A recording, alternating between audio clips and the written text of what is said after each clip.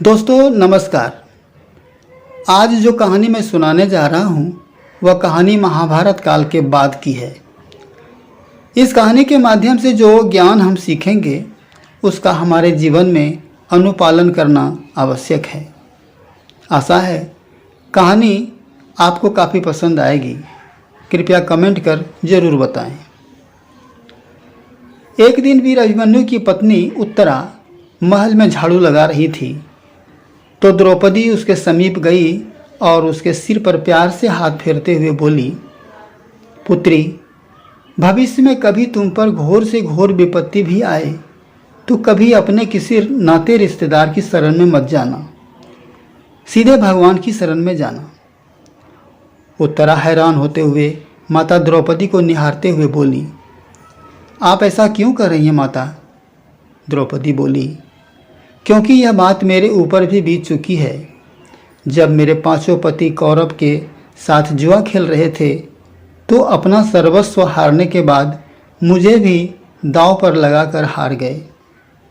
फिर कौरव पुत्रों ने भरी सभा में मेरा बहुत अपमान किया। मैंने सहायता के लिए अपने पतियों को पुकारा मगर वो सभी अपना सिर नीचे झुकाए बैठे थे।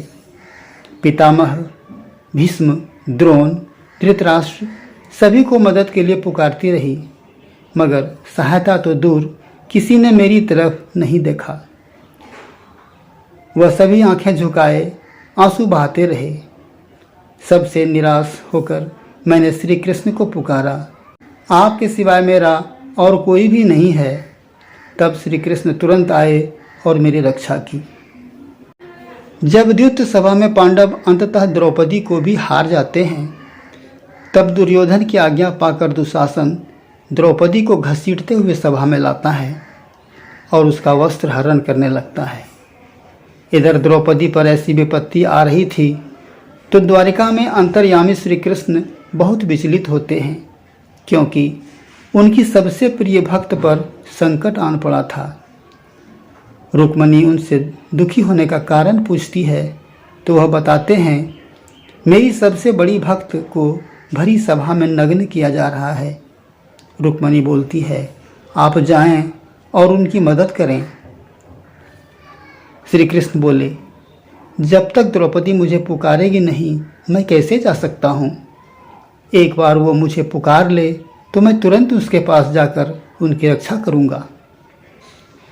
श्री कृष्ण आगे रुक्मणी से कहते हैं, तुम्हें याद होगा जब पांडवों ने राजसूय यज्ञ करवाया था उस दिन शिशुपाल ने मर्यादा की सारी सीमाएं लांघ दी थी।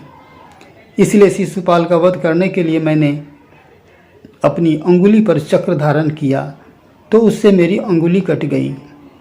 उस समय मेरी सभी पत्नियां वहीं थीं। कोई वैद्य को बुलाने भागी तो कोई औषधि लेने चली गई मगर उस समय मेरी इस भक्त ने अपनी साड़ी का पल्लू फाड़ा और उसे मेरी उंगली पर बांध दिया। आज मुझे उसी का ऋण चुकाना है लेकिन जब तक वो मुझे पुकारेगी नहीं मैं जा नहीं सकता।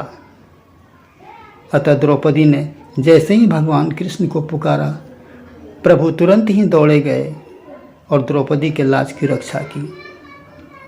तो दोस्तों यह थी आज की कहानी। आशा है कहानी आपको पसंद आया होगा तो कहानी को लाइक और दोस्तों में शेयर करें। चैनल पर पहली बार हैं तो सब्सक्राइब ज़रूर कर लें। तो फिर मिलते हैं अगली कहानी के साथ। तब तक के लिए धन्यवाद।